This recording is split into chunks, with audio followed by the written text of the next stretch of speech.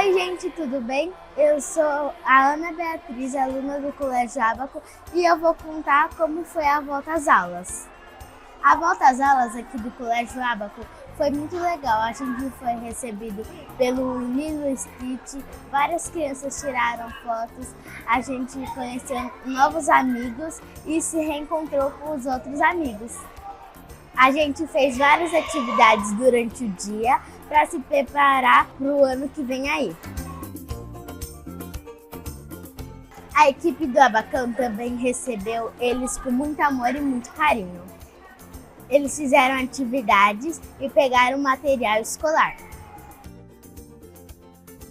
Eu acho que o ano de 2026 aqui no Colégio Ábaco vai ser um ano maravilhoso e de muitas conquistas. E vocês, prontos para mais um ano?